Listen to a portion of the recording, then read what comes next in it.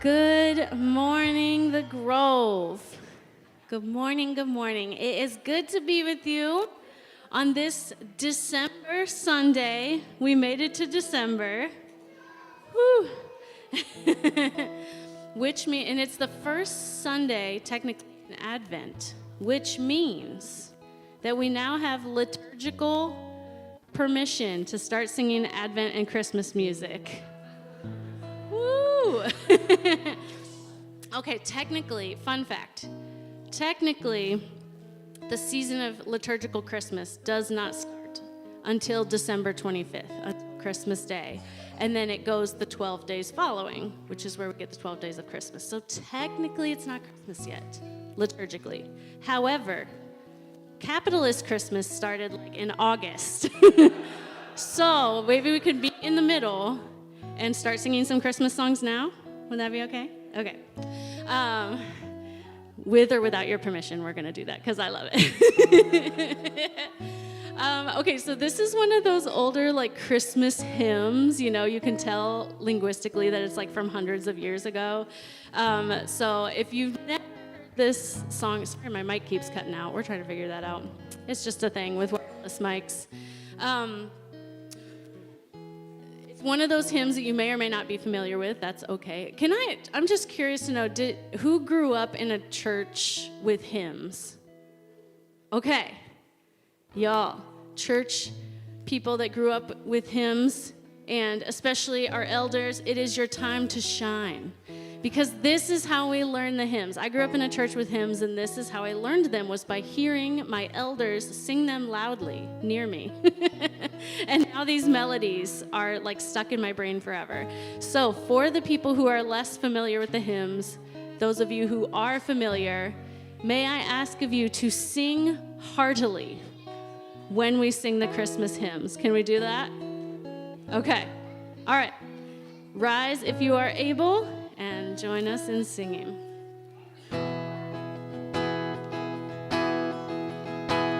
It came upon a midnight clear, that glorious song of old, from angels bending near the earth to touch their harps of gold. Peace on the earth, goodwill to men, from heaven's all gracious King. The world in solemn stillness lay to hear the angels sing.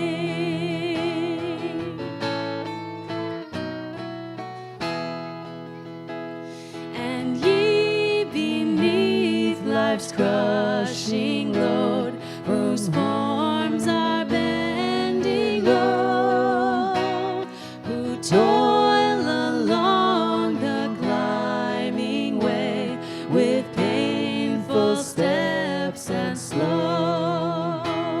Look now, for glad and golden hours come swiftly on the wing. Oh, rest beside the weary road and hear the angels sing.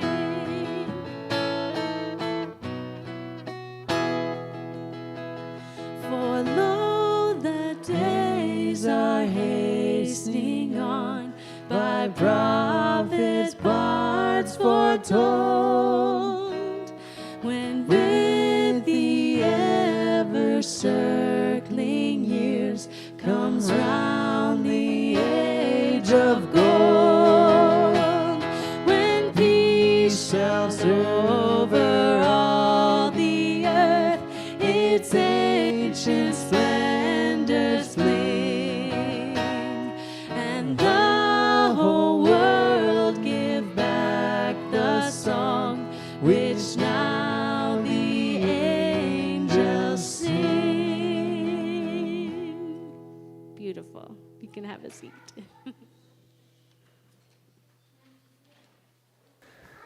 Well, good morning. There we go. It is so good to be with you, not just you in the front, all of you this morning, this beautiful December morning. I can't believe it's December already, but here we are. My name's Jeremy. I'm the pastor here at the Grove, Cottage Grove, and we are a church that exists to grow goodness. So I hope that every interaction that you have with us, whether you're in this bustling room this morning or you're watching us online or somehow interacting with us out in the community during the week, that somehow that's nurturing, healing, wholeness, and beauty in your life. Good morning, everyone. My name is Jordan. I'm one of the worship leaders here at the Grove. I'd like to bring your attention to the little handout that was given to you on your way in. There's lots of great information inside of here. There is a flyer inside of the handout that this is a place where you can give us your information so that we can get information to you as well. So on the back, there's a whole bunch of boxes for you to check on the specific things that you're interested in, and you can check those boxes, give us your information, and then we can get that information to you as well. And then also on the bottom inside right, there's information on how to give here at the Grove. So if you're interested in giving to help this thing keep going so that we can continue to grow goodness, not only here within the church, but also out in our community, there's different ways to give. If you do choose to give in person, along with your handout on the inside, there's baskets in the back that you can set those in on your way out or throughout the worship service. On the back of your worship handout are the three most important things that we try to tune you in on for any given month. This is a new month. These are the same three things because we had a printing mishap this week. So here's what I want you to key in on. The middle one is still good. The middle one is about Christmas and all the things that are happening at Christmas. We will hit the other two announcements that are supposed to be here at the end of the service, as well as all of the information about everything that's going on with Christmas. However, in the meantime, if you're interested in more of the information about Christmas specifically, that QR code, that link is still good if you want that information during the service. Again, otherwise, we're going to hit all of that stuff, including the correct announcements, at the end. As you can see, kids are extremely valued here at the Grove. There's lots of great opportunities for them. We have our wiggle space off to the side for quiet activities during worship. We have activity sheets in the pews, adults. These aren't just for kids as well. And then we have Grove Kids. So in a little while, we're going to sing our kids out. And the kids that are able to participate in Grove Kids are 4 years to 5th grade. And they'll head out and build relationships with each other and learn more about God. If it's your child's first time going to Grove Kids, we just ask that you fill out this little registration form. It's in the pews as well, and just send that with your child so that if we have any questions or anything, we can reach out to you. And then we also do have a staffed nursery, and that is for 6 weeks to 3 years old, or you can use the space for yourself as well, and that's just right outside and then to the right, the little room out there. So with that, we're going to sing them out, right? Yeah, I need a little help from Lucy. Come here. Do you want to help? I might need some help from people in the back, too. We're going to change up the music we sing out the kids with for Grove Kids. All right, kids, you ready? Shake it. Jingle bells, jingle bells, jingle all the way. Oh, what fun it is to ride in a one-horse open sleigh. Hey, jingle bells, jingle all the way. Oh, what fun it is to ride in a one-horse open sleigh. The kids were having too much fun singing. They didn't want to leave. You guys can go. That's your song. Thank you, Lucy. Good job, kids.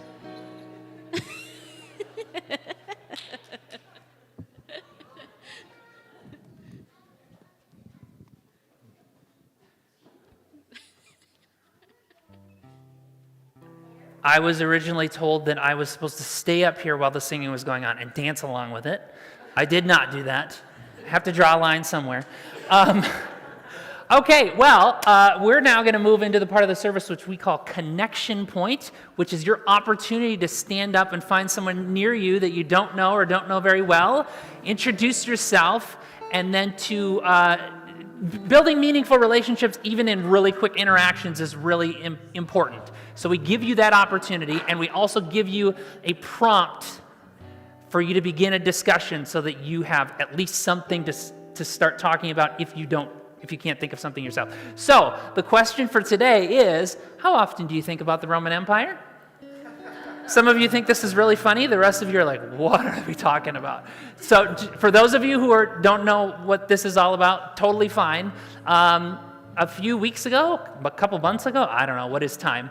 At some point in the recent past, there was this trend on social media where people were asking the question, how often do you think about the Roman Empire? And it was not like a scientific study at all or anything, but there was this huge disparity in the responses between men and women. Men thought about the Roman Empire all the time and gave very specific reasons why, and the women are like, what? Why are you thinking about the Roman Empire? So I'm going to refer back to this during the sermon later, but give you the opportunity to answer that question for yourself now. So why don't you stand up, find someone near you that you don't know or don't know very well, introduce yourself, and share how often you think about the Roman Empire.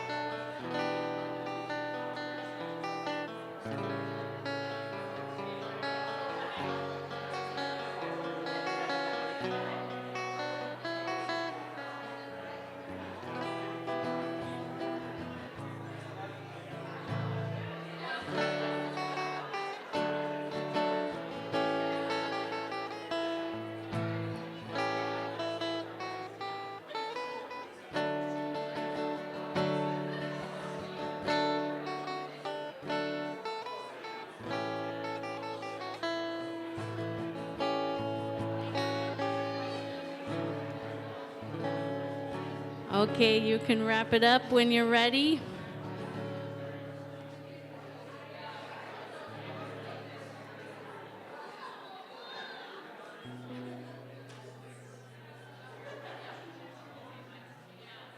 And you can find your seats.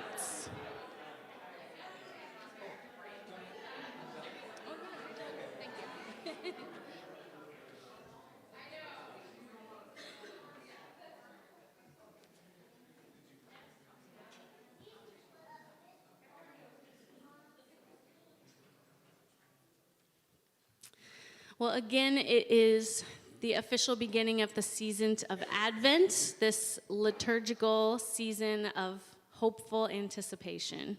And if you don't know, when I say liturgical, I mean like this, the church, the Christian church, has created a calendar, a liturgical year that we follow and celebrate and recognize these rhythms every year. And the liturgical calendar has now put us in Advent, season of hopeful anticipation.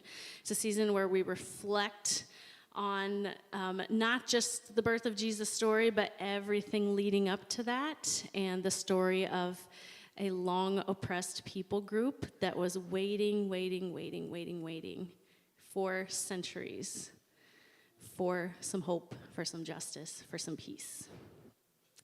And so we recognize a little bit of that part of the story in the weeks leading up to Christmas. This week represents hope. A tradition that we have in the Christian church is lighting of the Advent candles. We are going to have a different household come up and light those every week. This morning, we're having the Rushings come up to do that.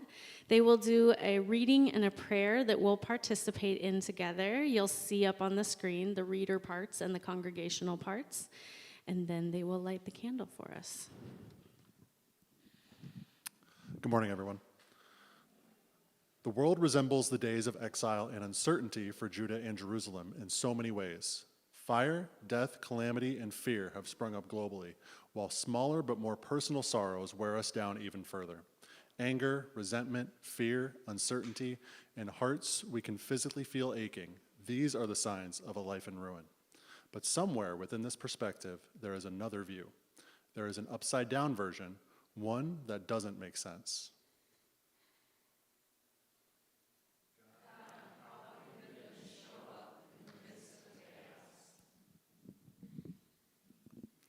The upside-down kingdom makes more sense than the one we think we know. When we allow God to shake up our existence, when we trust for the good and the holy hope that only connection with the Spirit of God can make possible, then we are floating up instead of falling down. Hope joins us for the rising, takes our hand, and asks us, "Believe in me."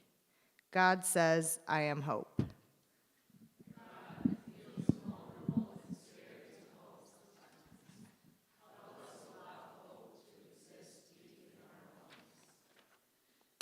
Shaken, disrupted, and finally settling down. That seems to be the pattern. The constant swirl can make us mere humans dizzy. But God has a clear vision. God sees through the mess. God sees the future we cannot fathom. God is patience and kindness. God is love and hope. Laughter will return to our lives when we least expect it. Calm will settle where we were sure disaster took over. Warm embraces will find our tired and weary bodies.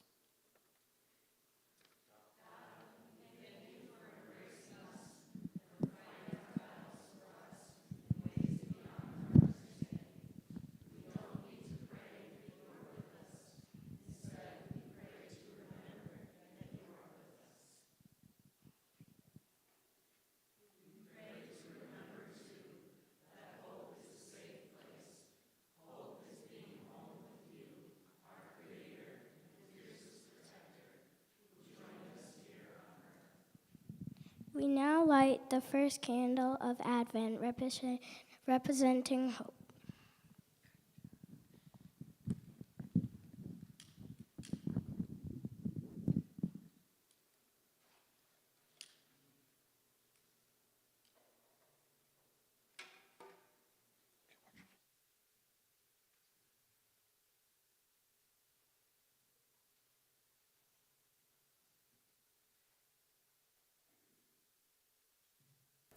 Thank you, Rushings, for being willing to help us lead us in this exercise today.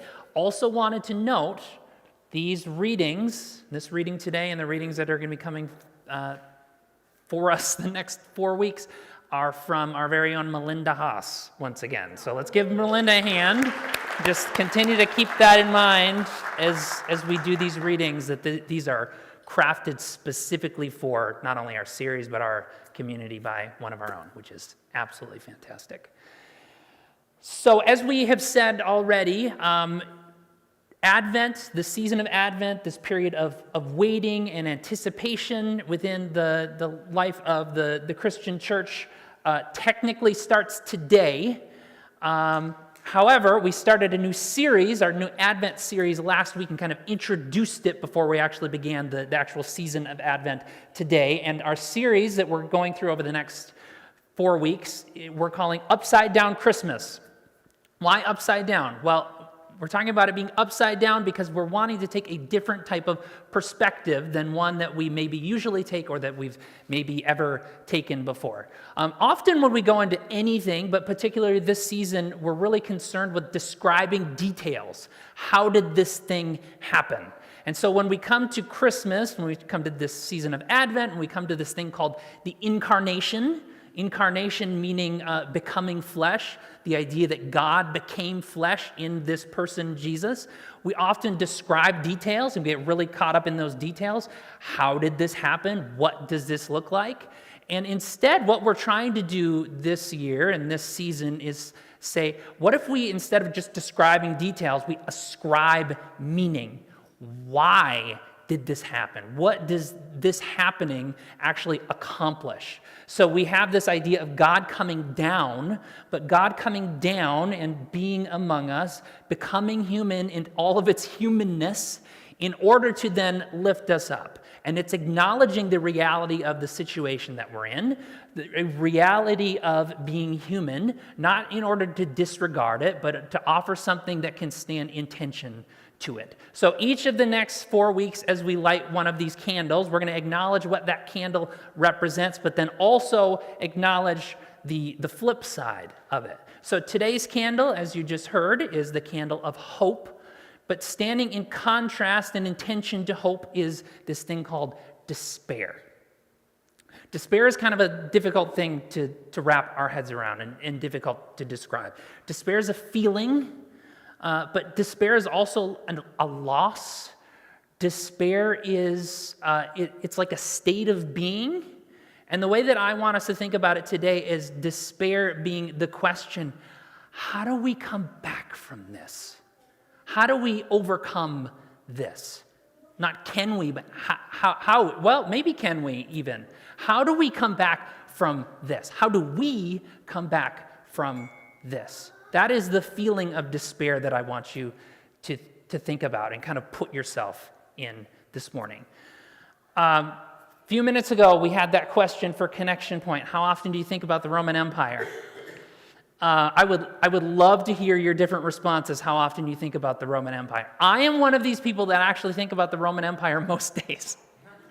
And it's not like some people answering that question online on social media would say things like, I think about the Roman Empire because it's really cool, or I think about the Roman Empire because of gladiators, or I think about the Roman Empire because of like the politics. I think about the Roman Empire because of aqueducts. I'm not going to point out who that response comes from, but that's from someone in the congregation. However, I think about the Roman Empire because like my job is studying this book and this time and this person that lived in the midst of the Roman Empire, and it requires me to think about it quite often. And so you'll often hear me talk about, in general settings, but especially up here, about the Roman Empire. Another one of those things that I talk about and I refer to repeatedly, and I think about most days, honestly, is this event called the exile. If you've been around, you've heard me talk about this before, but if you haven't or you don't remember, the exile was this event that happened in the life of the people of Israel and Judah. It happened over the course of many hundreds of years. But the exile was this pinpoint in the life of the people of Israel and Judah, the Jewish people, where they were either forcibly removed from their land or they remained in their land, but were no longer in control. So these major empires came in and literally wiped them off the map. And so for those of them who were removed to those empires, there was this sense of, we're not home anymore. What does that mean for us? But even for those who remained, because there were some that remained, or there were some that went off into exile and then came back, there was this sense that there was still not a returning from the exile. There's no returning from that sense of loss. They came back and there was no longer this wall of protection around the city of Jerusalem. The temple, which was seen as the place where God resided, was in ruins. And even when they were there, back in their land, they weren't fully in control about what they did and how they worshiped. So even for those who remained or came back, there was this sense of loss and lack of return. So I refer to it quite often. I think about it quite often. One, because it was an important event. But two, because it is an example of the people of Israel and those who are writing the Bible, the entire Bible, not only the Hebrew Bible, the Old Testament, but also the New Testament, asking that question that we're talking about today. How do we come back from this? Can we come back from this? And so the Bible, in many ways, is a wrestling with that question, that sense of loss, that sense of despair. How do we come back from this event? What has happened to us? What has been done to us? And some, quite honestly, said, we can't. We won't. It's too much to overcome. But there were others, however, and we get some of this perspective in the Bible, who provided a potential answer to that question. And one of the answers that we're going to read from today occurs in the book of Jeremiah. Jeremiah was a prophet, so a public truth teller to the nation of Judah. And in the middle of all of this happening, the exile, again, was not like a day event. It was something that happened over the course of time, where slowly things started to collapse from underneath them. And so Jeremiah, who is this public truth teller to the southern kingdom of Judah, offers this as a potential response to that question. It's going to be up here on the screen behind me. I, the Lord, say, you and your people are saying about this place, it lies in ruins. There are no people or animals in it. That is true.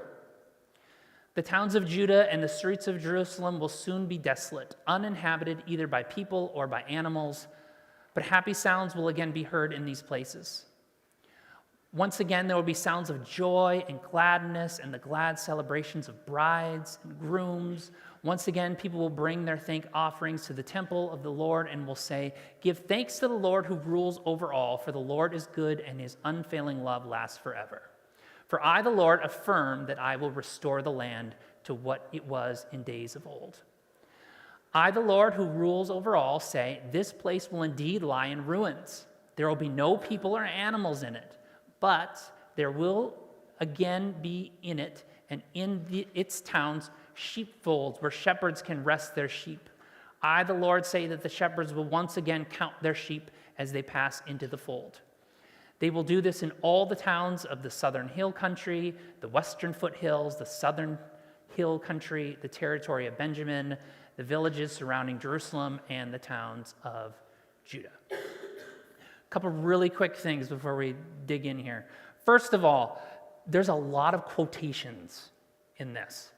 Even as I was copying and pasting this into the presentation for today, I got a little bit confused about who was talking where and to whom.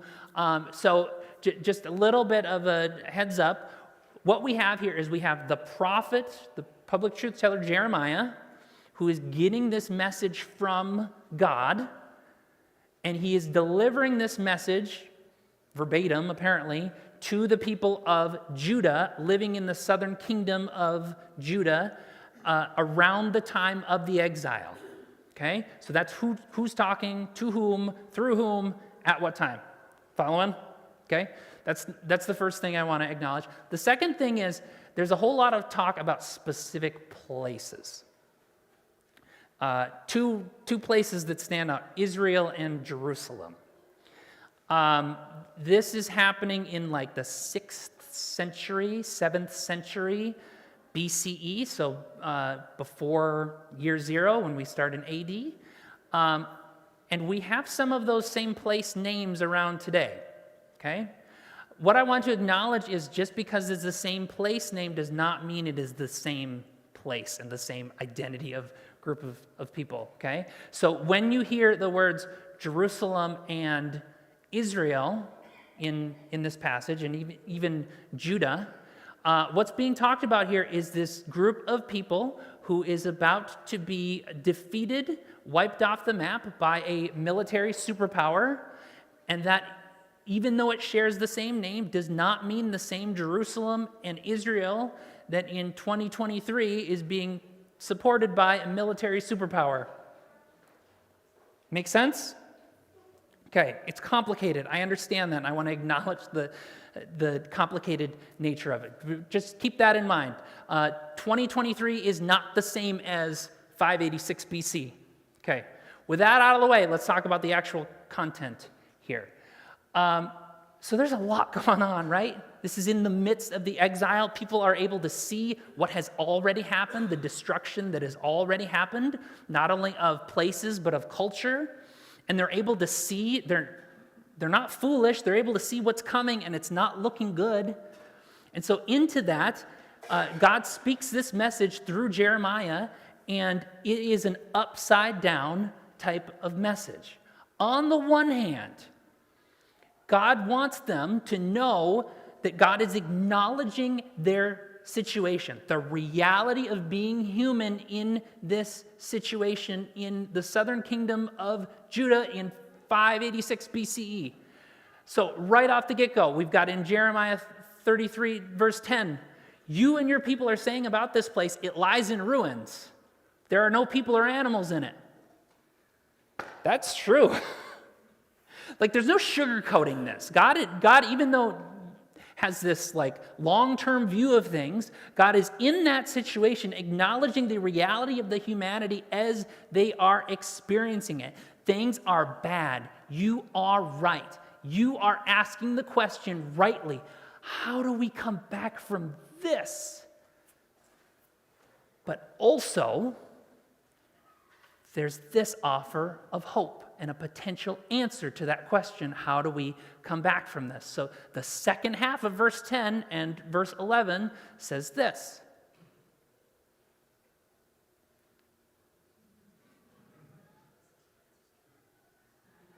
Not moving? There we go. I'm back. But, yes, that is true, but happy sounds will again be heard in these places. Once again, there will be sounds of joy and gladness in the glad celebrations of brides and grooms. Once again, people will bring their thank offerings to the temple of the Lord and will say, give thanks to the Lord who rules over all, for the Lord is good and his unfailing love lasts forever. For I, the Lord, affirm that I will restore the land to what it was in the days of old. I know it's hard to believe that you can come back from this. I know and want to acknowledge the depth of despair that you are feeling right now. And I want you to know, I want you to believe, I want you maybe even just to will yourself to believe, even if you don't actually believe it, that there's hope on the other side of this, that you maybe might come back from this. Yes, that despair is real, and there's hope. Another topic. So I've got the Roman Empire, I've got the exile, and there's another topic that I think about most days these days, that if I'm not explicitly talking about it like I am these other things, I'm thinking about it. And that event is World War II. I've been thinking more and more about World War II over the last 8 years or so, given some of the events that have been going on in our world and the rise of authoritarianism and the the scapegoating of religious and racial minorities.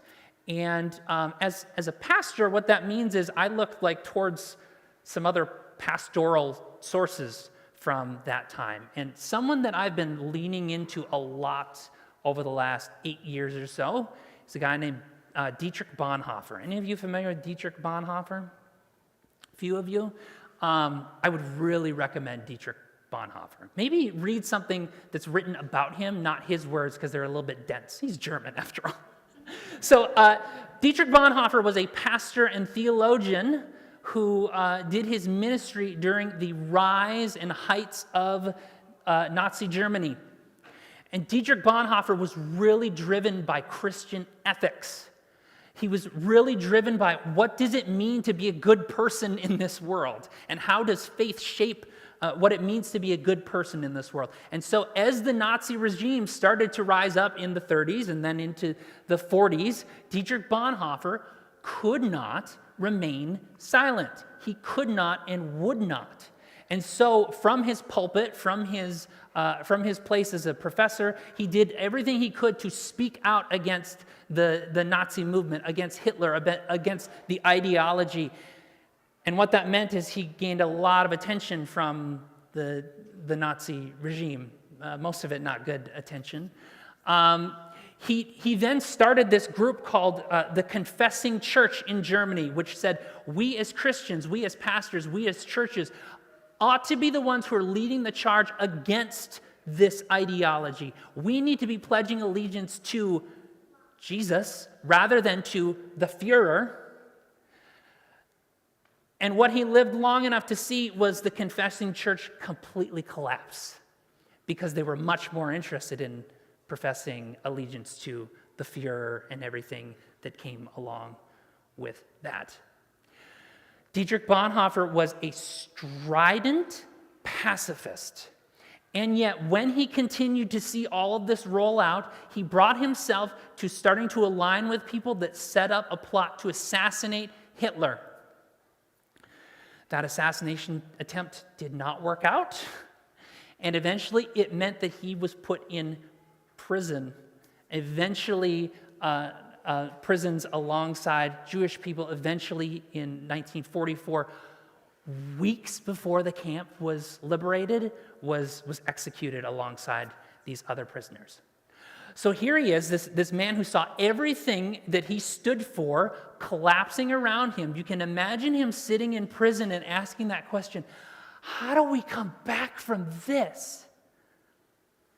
How does my country that I love come back from this? How do the Jewish people that I love come back from this? How does the church come back from this? How do we as humans, how do we come back from this? He sat with that question and he wrestled with that question in the midst of prison. And yet, one of the things that allowed him to look beyond that and to start to answer that question was an upside-down view of Christmas, an upside-down view of the Advent and of the incarnation. And in 1943, he wrote this in reflecting in prison, his last Advent, before he was executed. This is what he wrote, thinking about the experience of the incarnation. Life in the prison cell may well be compared to Advent. One waits, hopes, there's that word, and does this or that or the other, things that are really of no consequence, but the door is shut and can only be opened from the outside. And just when everything is bearing down on us to such an extent that we can scarcely withstand it, the Christmas message comes to us that all our ideas are wrong and that what we take to be evil and dark is really good and light because it comes from God. Our eyes are at fault, that is all. God is in the manger, wealth in poverty, light in darkness, succor in abandonment. No evil can befall us. Whatever men may do to us, they cannot but serve the God who is secretly revealed as love and rules the world and our lives.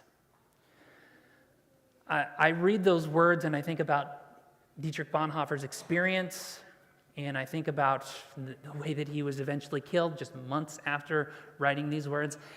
And I wonder if he actually believes those words that he wrote. Does he actually believe? Is he actually convinced of those? Or was he simply willing himself to believe that there was hope in this despair? But either way, I don't think it matters, quite honestly, whether he truly believed them or whether he willed himself to believe them. He held that despair and was able to say, maybe, perhaps we can come back from this. So if despair is that question of how can we come back from this, hope is in the midst of that question, answering it with a maybe we can come back from this. And that maybe is somehow world changing. One of the things that gives me great hope is that we're not the only ones who have asked these questions. We're not the only ones who have experienced this humanity and asked the question of how do we come back from this? I cannot imagine what personal experiences you have had or are having or are looking to the future and saying, I'm going to have this, that leads you to ask that question. I do know some of the shared things that we as humans living in the world in 2023 are facing. We're facing an existential climate crisis. We have racism and sexism and xenophobia and homophobia and transphobia and rising authoritarianism and fascism and anti-Semitism and anti-Muslimism, if that's a word, and for us as a church, we have this acknowledgement that there are many churches and church leaders who are going the same way as those earlier last century, that is completely losing its credibility, and all of that just weighs really heavily. And now, just in the last couple years, we have these conflicts that are going on overseas. We have 2 years of the Russians destroying an entire country in Ukraine. And then we have the people living in Israel going through the events of October 7th, the most number of Jews killed at a time since the Holocaust. And then the response to that, the people in the innocent civilians in Gaza experiencing all that they are going through. And there is this collective asking of the question, how do we come back from this?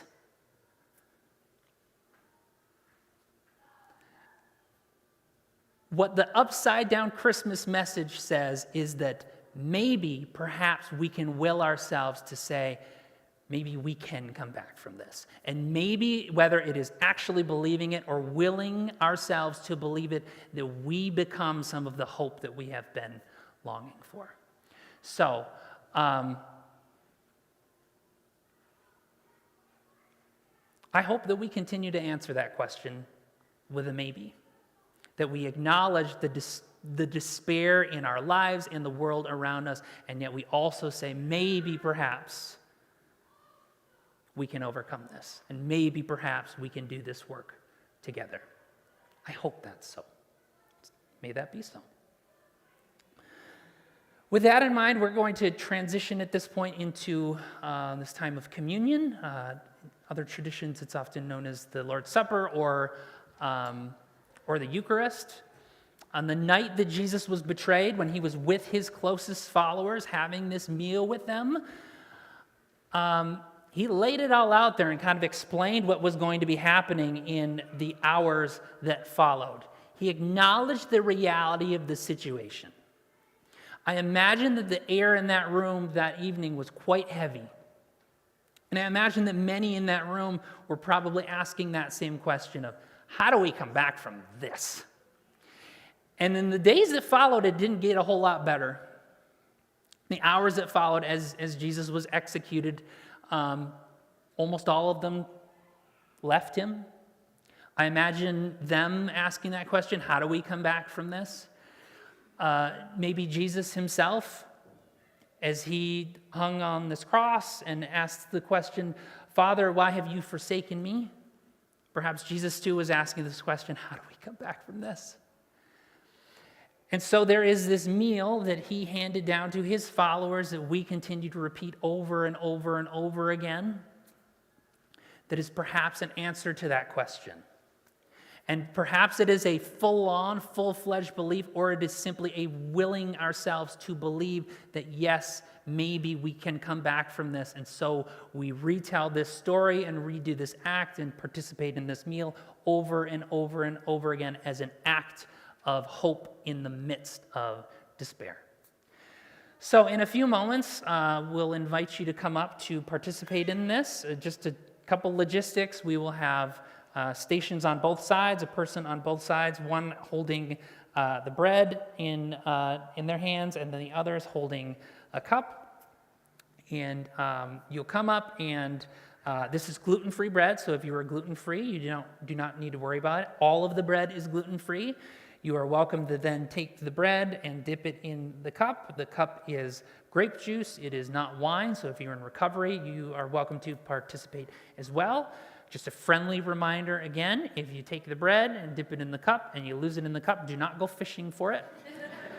We have more bread to go around. We also have lots of germs to go around. I would rather use the bread than share the germs, okay? We also continue to have these little cups, which has everything in it. Again, a gluten-free wafer, and then the grape juice underneath. If you're really concerned about germs, that continues to be available for you as well. Do we have the kids coming back in? They'll come back in, perhaps. So on the night that Jesus was betrayed, he took bread, and he, after giving thanks, he broke it and said, "This is my body, which is for you. Do this as often as you eat it in remembrance of me."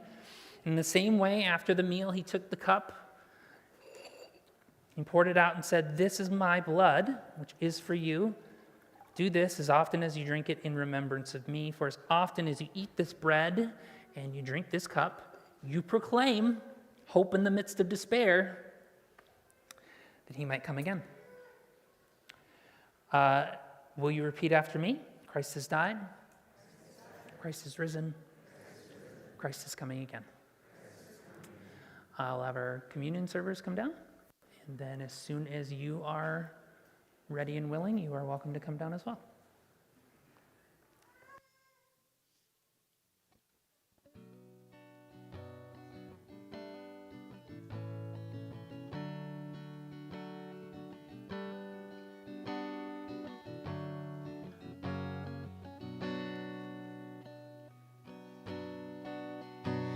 Oh, come, Emmanuel,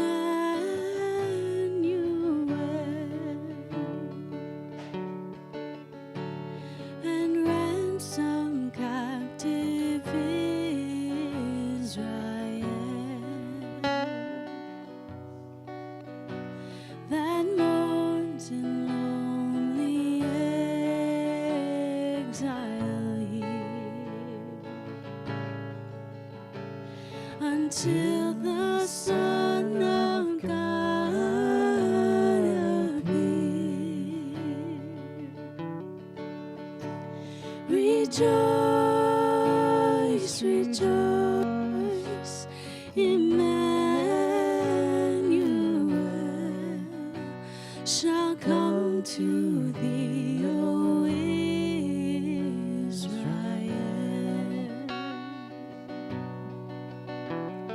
Oh, come thou day spring, come and cheer our spirits by thine advent here, and drive away the shades of night, and death's dark shadows put to flight. Rejoice, rejoice, Emmanuel shall come to thee, O Israel. Oh, come, dear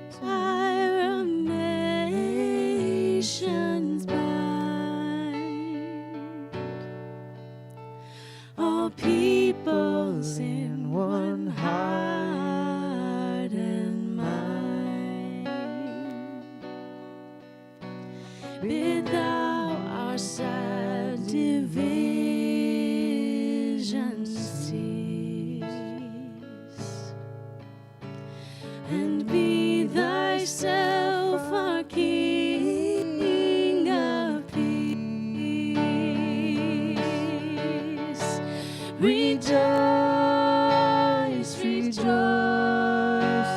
Emmanuel shall come to thee, O Israel.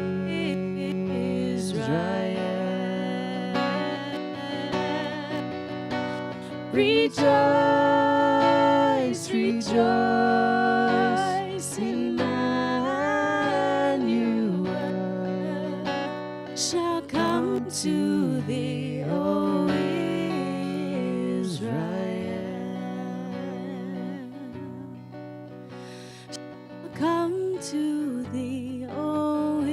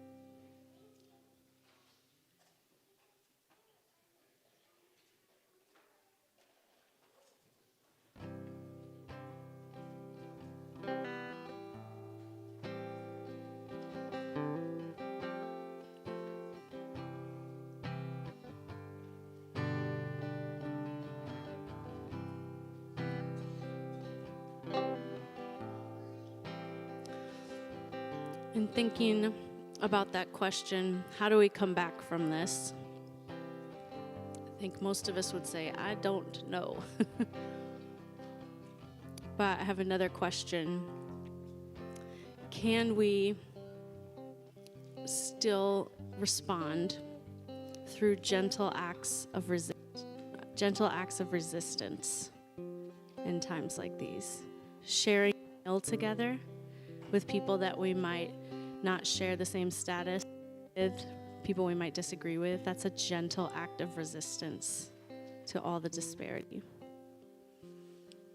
Another gentle act of resistance that I particularly love is when we join our voices in singing, when we unite our voices as one voice.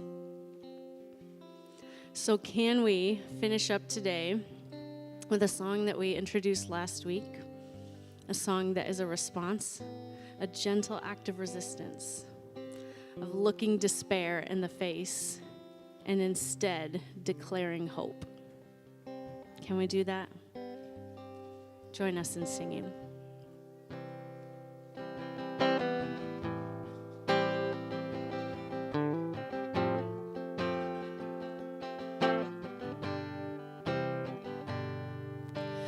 Come, Son of God, and make us new. Light of the world, our hearts renew. Hope in our inner darkness lies. O healing Son of justice, rise.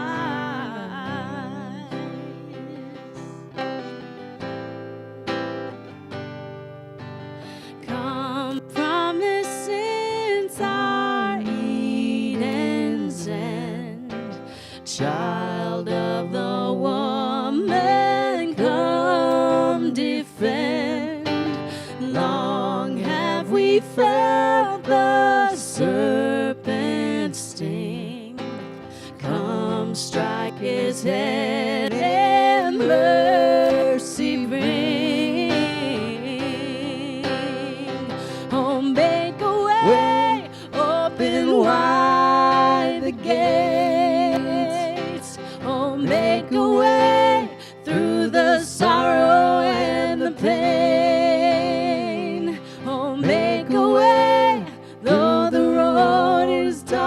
and winding. Oh, come, come.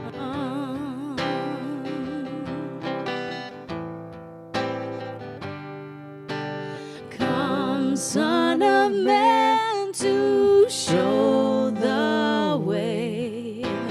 Oh, through the tears may we see the day. So long did we in darkness dwell.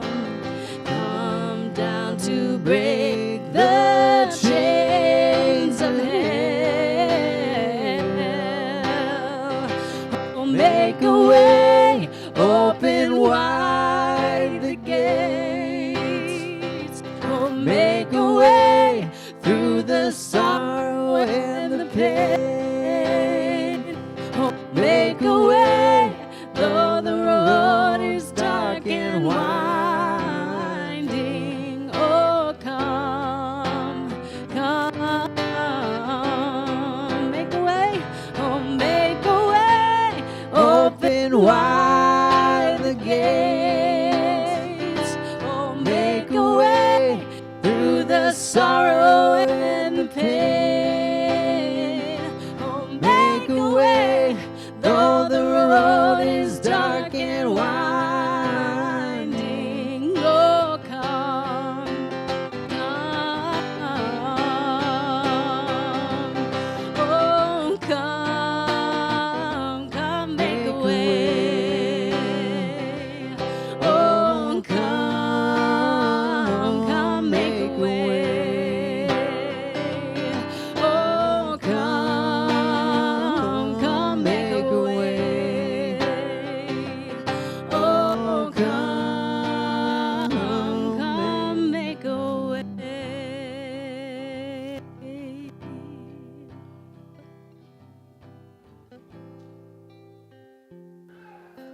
Turn your attention once again as we wrap up to the three things to know, two of which don't apply.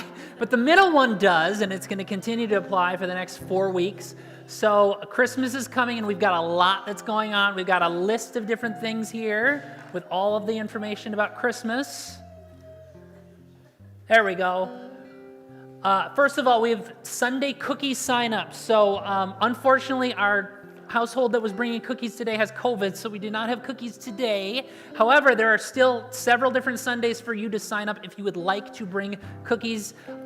There is this sign up online. However, for those of you who are more analog, we have a physical sign up out on the table right in front of the kitchen with all the coffee stuff where you can sign up there as well. Next week, I can't believe it's already here, but it's Ugly Sweater Sunday.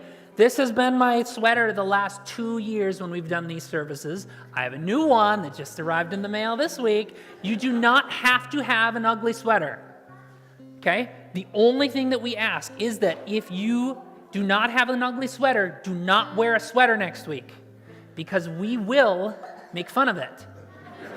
And we would prefer not to if it is not meant to be made fun of, okay? And then the other thing that's happening next week is after the service, we're going to do cookie decorating like we did last year, so that we'll have sugar cookies that are able to decorate it, and then we'll choose some winners of the best decorations. Then in 2 weeks already, we have the Grove Kids program. It's going to be amazing. Once again this week after the service, we are going to be doing a bunch of recordings that are going to be used during that program. So we've got about 15 minutes in this space before we kick you out.